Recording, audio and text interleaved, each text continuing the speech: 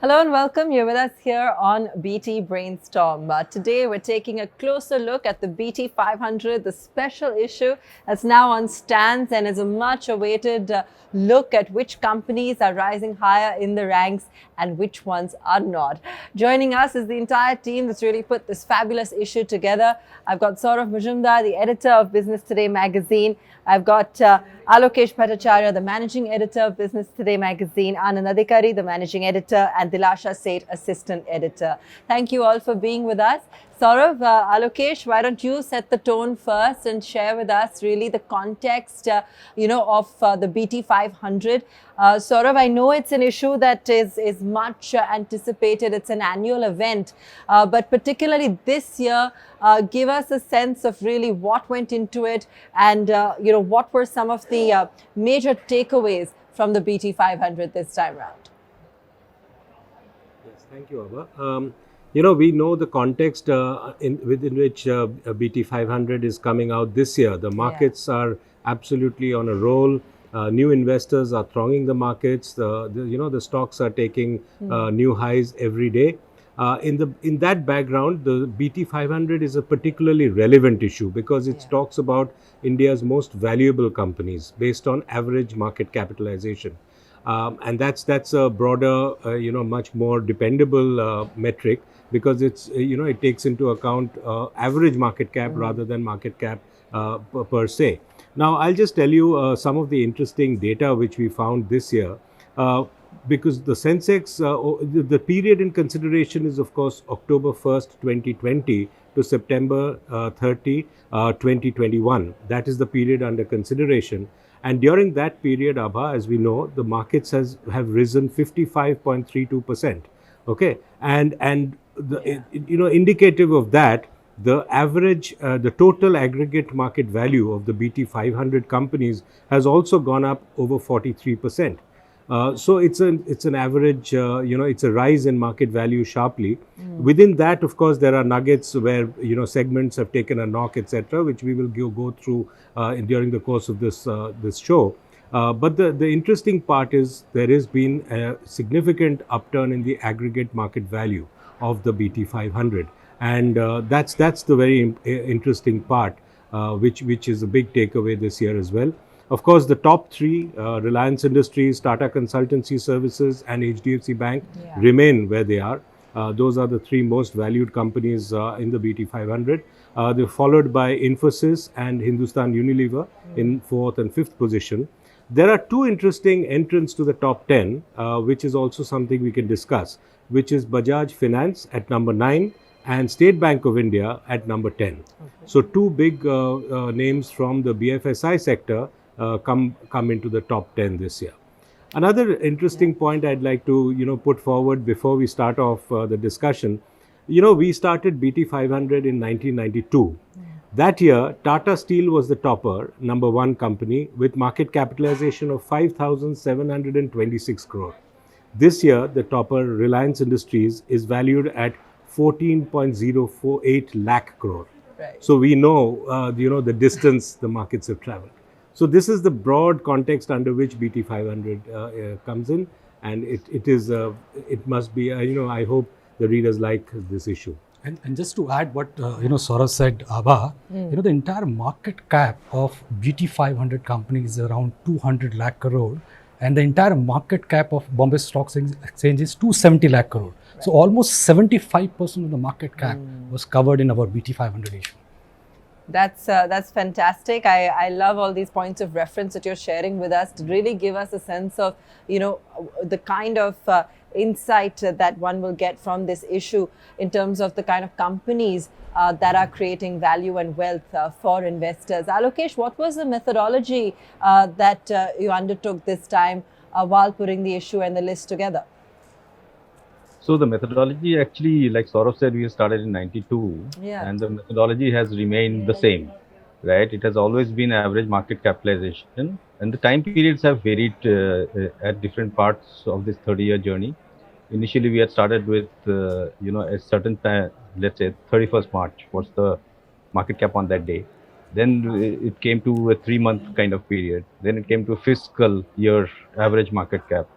And before, what we are doing now, we used to have 6-month market cap between April and September, right? So, but now our methodology takes into account the average of the daily market cap of the last 12 months, right? So, the running 12 months, that's from October to September. Basically, we have taken this around 3,500 companies which are actively traded on the 2 stock exchanges, and then we measured their daily average market cap, right? Daily market cap and averaged it out. Also, we left out companies that are not very heavily traded. So some companies, we give a benchmark kind of a cutoff of about 20% of the traded days, right? So there were about 240 or odd kind of traded days between in this period. Any company that did not trade for more than 20% of those number of days, they were not considered for this ranking. Right, which means that, like Anand said, 75% is covered. So most of the big companies are actually traded quite heavily in the markets. And so that is essentially our methodology. Yeah. All right. Anand, while you mentioned some of the key additions in the BFSI space, you've also looked into what's fallen out of favor. Share that with us as well. Sure, Abha. So, banking stock, if you see, they have a very important role, in the country's stock market. If you look at the Nifty or, BSE Sensex, 30% of the weightage of these, indices is banking stocks. Similarly, out of, 6 out of 10 stock, in our top 10 are banking stock, whether it's SDFC, BFSI, SDFC Limited, ICICI Bank, Saurabh mentioned about, SBI, Bajaj Finance. So banking stocks have a very important role to play in our market cap BT 500. Now, just to take you back, post 2008, if you see, earlier the credit was growing almost at 20% plus, and post, the global financial crisis, we have seen, credit falling to, almost half, 10% by 14-15, and then the AQR happened, this asset quality review, where a lot of hidden assets came out, from the banking sector, and when the banking companies entered the COVID crisis, the balance sheet was very weak. And in the large bank like SDFC, SBI, or the ICICI of the world, they managed to hold. But the smaller size banks, like RBL, Bandhan Bank, or the small finance banks, and they took a hit because on the asset side, because of a large unsecured book, especially the microfinance loan, personal loans, credit card. Similarly on the liability side, they had a higher reliance on, wholesale deposits. And post, the Yes Bank debacle, and the PMC, even the HNIs and the large investors, they have started withdrawing their money, from smaller banks. Yeah. And that's what, hit the mid-sized banks. So their ranking have gone down in our BT 500 list. All right. But what's gone up is, of course, the IT pack. Dilasha, why don't you come in here and share with us some of the key highlights there? Yeah, sure, Abha. So if you look at the BT 500 ranking, while TCS has remained at the second spot, the other 3 among the top 4 IT players have seen a significant improvement in their rankings. For instance, if you look at Infosys, it has moved up from the 6th position to the 4th position. Then HCL has climbed from a 15th position to the 12th. And Bangalore-based Wipro has gone up from the 19th to the 13th spot. And I think the year 2021, FY 21-22 is going to be another game changer for the IT sector, because there is an across-the-board digitalization drive that is there, and that's reflected in, there's evidence that can be seen in the double-digit growth forecast in terms of revenue that these companies are expecting. Then they have doubled their hiring targets for the fiscal to 160,000. The deal pipelines are overflowing, and the RBI data suggests that the services exports were at a 13-quarter high in the September quarter.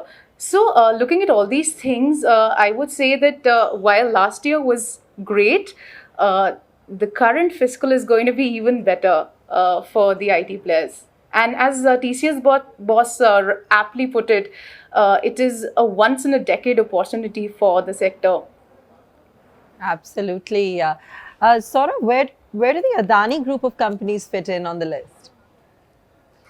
Yes, the Adani Group has also been a significant, upturn in the market. They've really, the entire pack, Adani pack, has gone up sharply and significantly. The India's second richest man and his group of companies. So that's been another story in the BT 500, which we've tracked as a separate story as well in this issue. So that's been definitely a big takeaway as well. And like Dilasha says, I think overall FY22, the way the trajectory of the economy is moving, many of these companies, many across sectors, are going to see better days ahead. And with the markets being where they are, I have a feeling that there'll be significant stories to tell in the next year's BT 500 as well. And Abha, just to add what Saurav said about the Adani companies, and I was doing some analysis and I was looking at our the 500 issues. The kind of PE these companies are enjoying, and I'll just tell you, Adani Green, the PE is 5, 8, 9 times. Adani Enterprises is 242, 242 times. Adani Total 310 times, and Adani Port is 104 times. Absolutely. Now, if you see Sensex PE is 30 times. Reliance Industries, if I see 51 times, and you look at the kind of PE Adani companies are enjoying. So, very huge, expectation of investors, for the future growth. I think these are the companies to watch out, Saurav. Also, it's tied to the whole, the green initiative of Adani, which is huge, humongous efforts on that front. The other stories around the Adani companies in the infrastructure side. So I think there is a buzz around the Adani group which is playing out on the markets as well. And Saurav, now Adani Wilmar is going to come out. Wilmar coming up. Yes. Right. And Abha, if you notice, just to continue on the Adani side, the top company of all the Adani companies in the BT 500 is Adani Green. Right. Which I think tells us a story of what the market is thinking about future potential. This is the green company that is at the top, it's at 23. If you look at the BT 50, the top 50 companies of the BT 500, see, we measure this ranking by the total absolute in terms of the average. We are not ranking them by growth. But if you look at growth numbers of market cap, right, in the top 50, the top 4 companies are Adani companies. Okay, the fastest growing company in market cap in this period was Adani Total Gas, whose market cap grew, guess how much? 446%. Wow. Right? Adani Enterprises grew 404%, Adani Green Energy grew 315%, and Adani Transmission grew 238%. So some outstanding numbers there. Well, talking about new entrants, I mean, we focus so much on tech, but there have been a whole host of IPOs across sectors, and plenty of those have made the list as well, haven't they? Who'd like to jump in on that? Yeah, well, there are about 28 newcomers in this year's list, which is sizable, even though you would like to see more. In terms of the newcomers, like from the e-commerce sector and all, they'll take at least the next year to come into the ranking, because Zomato, which was the first big one, right? Zomato did not trade for that benchmark 20% of the total number of traded days. So if you look at the market cap now, Zomato would probably rank in the top 50 when they come in, unless something dramatic happens by that time. So out of those 28 companies, Gland Pharma, the pharmaceutical company, which is the best performer, it's at 81. And then there's the infra company and others.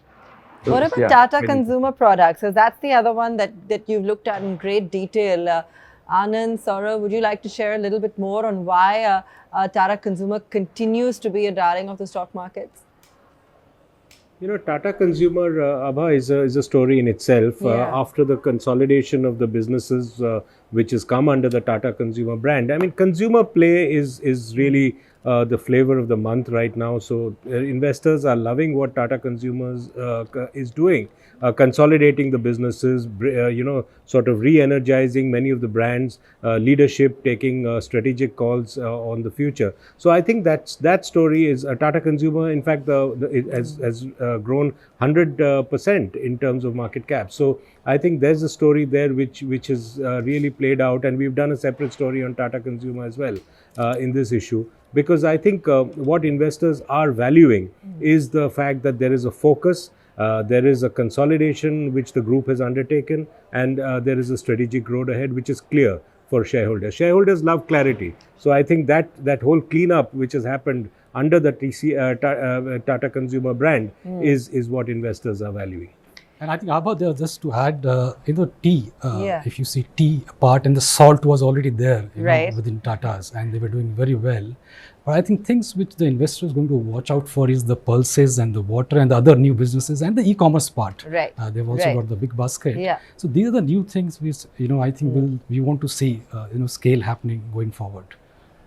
So, how do you see the list shaping up? I mean, while there have been some significant takeaways this time itself, but everyone's curious from the point of view that markets have been riding on these, on this complete high for the last year. Do you see significant challenges going ahead? Are there certain segments that you feel will be more impacted? What do you feel will be the things to watch out for?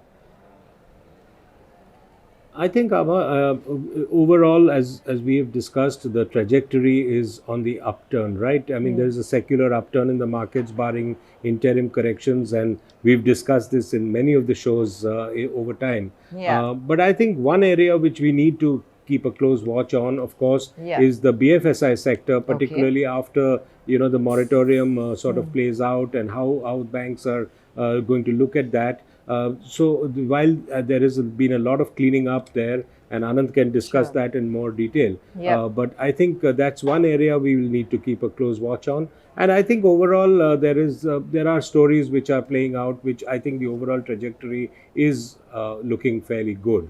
And also corporate confidence, business confidence is on a high. So I think that's looking fairly good for the markets as well. Abha, if you see the Sensex, Nifty, or the BT 500 in the top 10, the higher weightage is BFSI, Yeah. oil and gas because of Reliance, and the IT, TCS and all. Right. Going forward, I mean, it will take time, but the new trend, if I see a Zomato or a Paytm tomorrow, Paytm will easily get a valuation of maybe 1.5 lakh crore, which is Right, almost right. half of SBI, or maybe much higher than many mid-sized banks. Yeah. Okay, look at Zomato, already getting a valuation of more than a lakh. Yeah. Okay, look at DMart, on the modern retail, DMart valuation is almost close to ITC's valuation. Renewables, digital businesses, modern Sure. retail, and on the BFS side, you have all these Paytm, MobiKwik of the world. Maybe 3-5 years down the line, I see them as a big challenger, or maybe a top contender in the top 10 BT 500. For the next year, I have a couple of question marks also. Of course, one is inflation, which Exactly. we keep discussing. Yeah. Rising commodity prices, Yeah. how they will play out in terms of margin impact on the companies, how the companies will navigate those. Exactly. Those will also be very Yeah. critically looked at by shareholders, and that will impact valuations, and therefore the BT 500. Just not to forget that in this, while we are all very positive about how the market has risen, we have to remember that this year, like Saurav said in the beginning, that the market cap of BT 500 has risen 43%. Yeah. Whereas in the year 2000, the market cap grew 100%, right? And in 2004 and 2006, it grew 76% and 66% respectively. So we are actually not at the peak of what, of course, and the base was pretty much smaller at that time, right? Right. Compared to what it is now. Right. But there's still some way to go, we'd think. But yeah, the risks are there, like Saurav said. Spoken like a true bull over there, Alokesh, in terms of the blue sky that we're all looking at right now. All right. I mean, just wanted to get some closing comments from all of you. Clearly, Dilasha, you've highlighted how the IT space is definitely one to look out for. We've seen earnings, of course, continue to top expectations, given the digital trend that we are seeing, and the trend towards digitization is only going to continue now. Share with us any other takeaways before we wrap up on today's show. Yeah, sure. So, like you said, that there's a digitalization drive that is going to continue. So that makes us more bullish about the IT sector. And in fact, I'll not be surprised if at least 2 more IT players come in the BT top 10 next year. Actually, the thing is that a lot of there's a structural change in the way businesses are operating globally.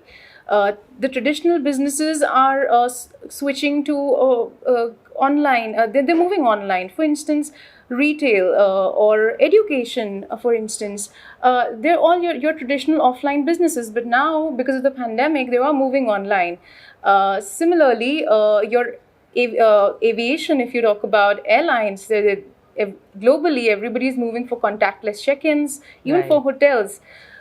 So this is basically creating demand in newer areas of IT, for instance, cloud computing, artificial intelligence, machine learning, cybersecurity. So these are the emerging areas in the IT sector, and that's the opportunity for the Indian IT players as well, and they are scaling up their supply in this segment. Now that's also the challenge for them because of the high demand, there is Right. high attrition rate. Attrition rate has, in fact, gone up from, if you talk about the average of top 4 IT players, that Yeah. has increased from 12.5% in Q1 to 17% in Q2. And these specialized area that I just spoke about, there is. These are high cost areas, you know. Yeah. These are specialized areas. It's very difficult to get workforce or Sure, talent sure. in this area. So unless colleges start producing more talent in these areas, I think supply side will remain a constraint, and that is also impacting the operating margins, by the way, of all these companies, which analysts expect to remain under pressure for the next at least 1.5 to 2 years from now.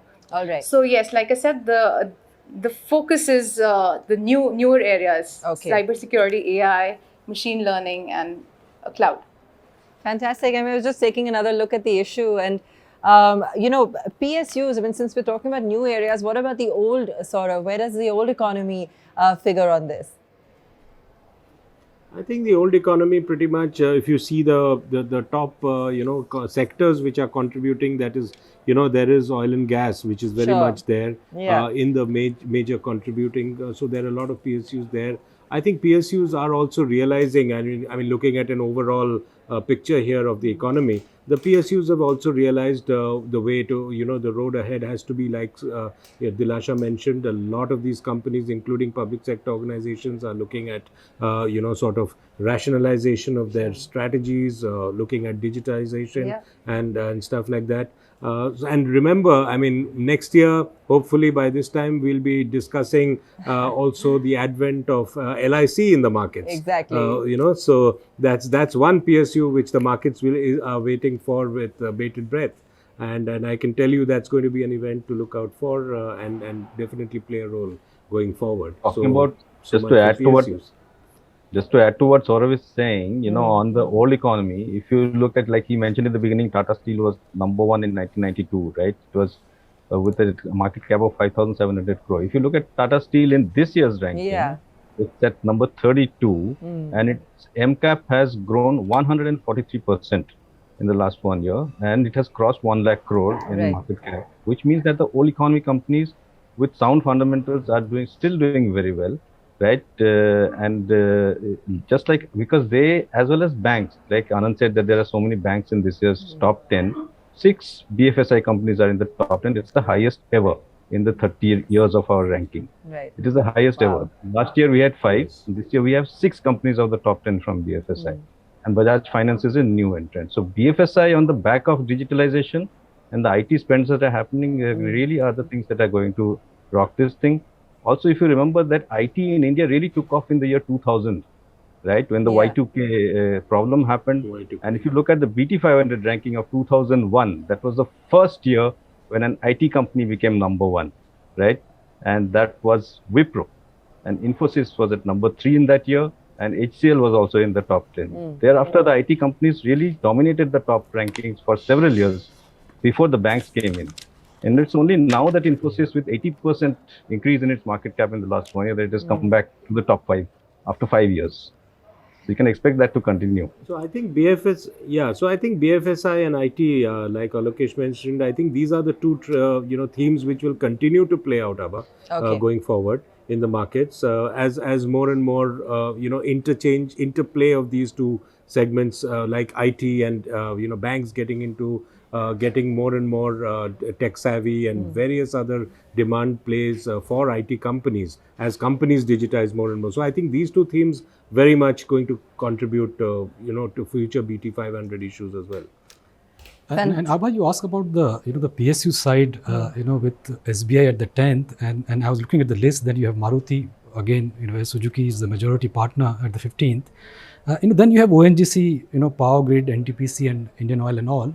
I think market is looking for a clear-cut, divestment, policy from the government.